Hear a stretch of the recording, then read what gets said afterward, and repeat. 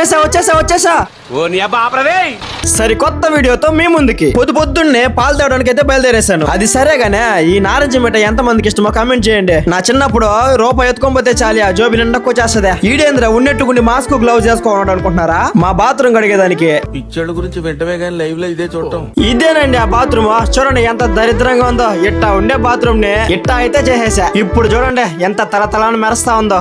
ఎవరురా నువ్వు ఇంత టాలెంటెడ్ ఉన్నావు? పొద్దున్నే పాలు కోసం పోయినా అని చెప్పినా కదా, ఈయన కోసమే. ఈయనే మా నాయన. నిదానంగా పోయి నీళ్లు తాగమంటే పరిగిస్తా పోయి పాలు తాగినాడు. అట్టాంటి పాలు కాదు, ఎక్కడ పాలు తెలిసిన వైన్ షాప్ లో పాలు. ఏం చేస్తాము, ఎడారిలో ఎన్ని నీళ్లు పోసినా చెట్లు పెంచలేము. ఎంత సేవ చేసినా అమ్మ నాయన రుణం తీర్చుకోలేం కదా.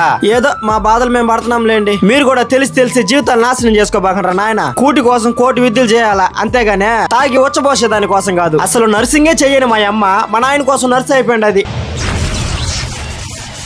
రోజు పిర్ల మీద పుచ్చుకుని పొడి చేస్తుంది. ఏది ఏమైనా మా అమ్మ లాంటి భార్య దొరకడం మా నాయన అదృష్టం. మా అమ్మ గురించి ఒక ముక్కలో చెప్పాలంటే ఎంత చెప్పినా తక్కువే. ఎందుకంటే అమ్మ కదా, ప్రేమ అట్నే ఉంటదిలే. ఇంతలో మన తేజ అయితే వీడియో కాల్ చేసేస్తున్నాడు. నన్ను చాలా మంది అడుగుంటారు కదా వాడికి ఎట్టుంటది ఇదిగో చూసేయండి. వాడు ఇట్టా ఉండాడంటే కేవలం మీ వల్లనే కదా. సరే అయితే నేను ఉండేదా, వీడియో టైం అయిపోయింది. అది ఫాలో చేయడం మాత్రం మర్చిపోద్దప్ప.